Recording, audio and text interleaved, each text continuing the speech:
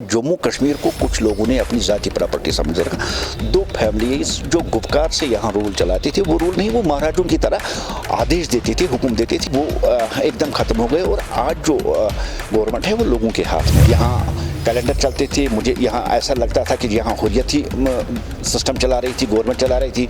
यहाँ से आपको आदेश आता था कि आपको कौन सा कपड़ा पहनना, आज किस रंग का कपड़ा पहनना, आज क्या खाना है, आपको आज कितने बजे दुकान खोलनी है। ये सारा सिस्टम एकदम बंद हो गया।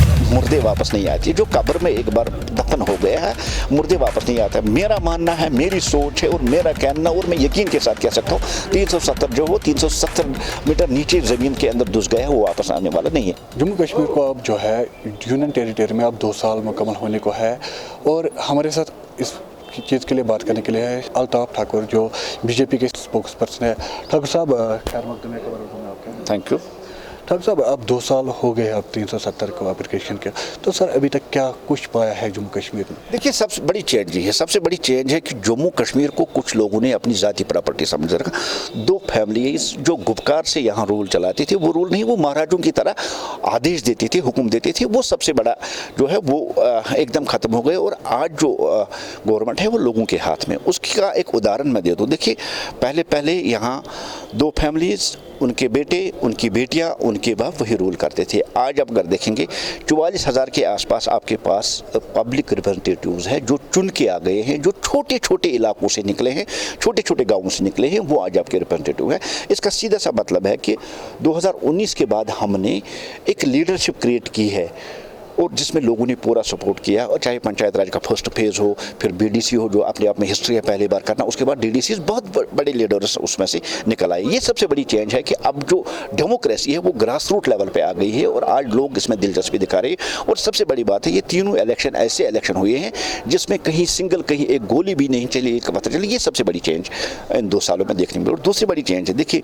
आपको याद होगा, कश्मीर में मैं भी रहता हूँ और कश्मीर में आप भी रहते। जब 2019 से पहले हम देखते थे तो यहाँ कैलेंडर चलते थे, मुझे यहाँ ऐसा लगता था कि यहाँ हुर्रियत ही सिस्टम चला रही थी, गवर्नमेंट चला रही थी। यहाँ से आपको आदेश आता था कि आपको कौन सा कपड़ा पहनना, आज किस रंग का कपड़ा पहनना, आज क्या खाना है, आपको आज कितने बजे दुकान खोलनी है। ये सारा सिस्टम एकदम बंद हो गया। आज के डेट में यहाँ का कारोबारी, यहाँ का शॉपकीपर, यहाँ का बिजनेसमैन, यहाँ का टूरिज्म सेक्टर वाला, यहाँ का नाव वाला, यहाँ का ऑटो रिक्शा वाला अपनी मर्जी से अपनी बिजनेस में जाता है, कब उसको जाना होगा। ये चीज़ें बहुत बंद हो गई। और सबसे बड़ी बात है, जो एक मेंटलिटी चेंज हो गई कि पत्थर को छोड़ के, पत्थर से कुछ हासिल होने वाला नहीं है, गन से कुछ हासिल होने वाला, ये सबसे बड़ी चेंज है। और इन 2 सालों में देखिए हमारे कितने खिलाड़ी इंटरनेशनल लेवल पे हमारे जो स्पोर्ट्स एक्टिविटीज़ में उनमें शामिल हो गए। ये सबसे बड़ी चेंज है, ये 2 साल में हो गई है।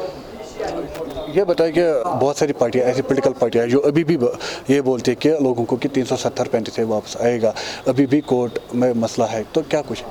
देखिए, मसला कोर्ट में है और यही पार्टियां कोर्ट में लेगी और लोगों को धोखा देने के लिए। और ये सच बात है कि मुर्दे वापस नहीं आती। जो कब्र में एक बार दफन हो गया है, मुर्दे वापस नहीं आते। मेरा मानना है, मेरी सोच है और मेरा कहना, और मैं यकीन के साथ कह सकता हूँ 370 जो हो 370 मीटर नीचे ज़मीन के अंदर घुस गया है, वो वापस आने वाला नहीं है। 70 साल तक, 65 साल तक इन्होंने 370 का आड़ लेके लोगों को यहाँ गुमराह किया। अब और ये चाहते हैं कि अब लोगों को और गुमराह करें, 370 वापस आने। खुद ये जानते हैं 370 वापस आने वाला नहीं है।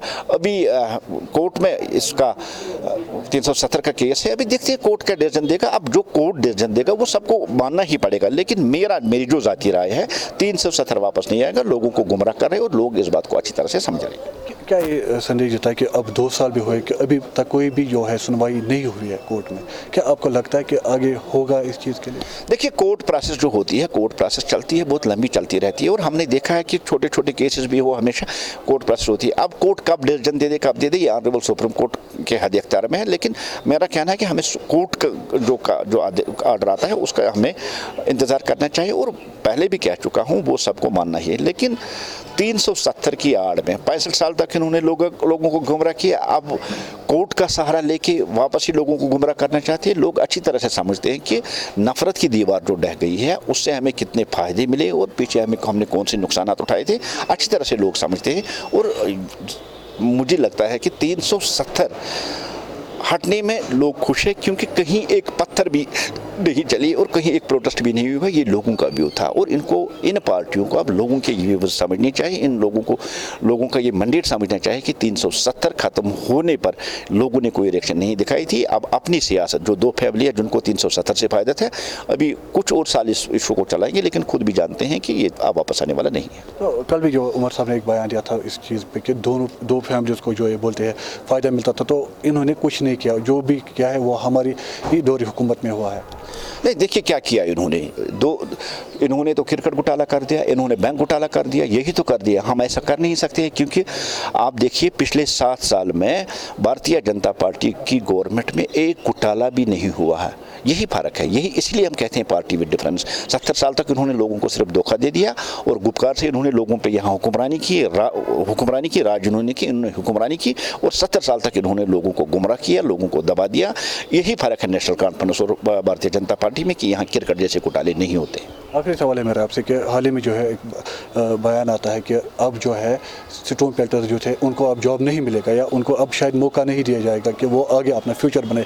क्या आपको नहीं लगता था कि उनको एक मौका देना चाहिए था कि वो अपने फ्यूचर को और भी संभाल सकते?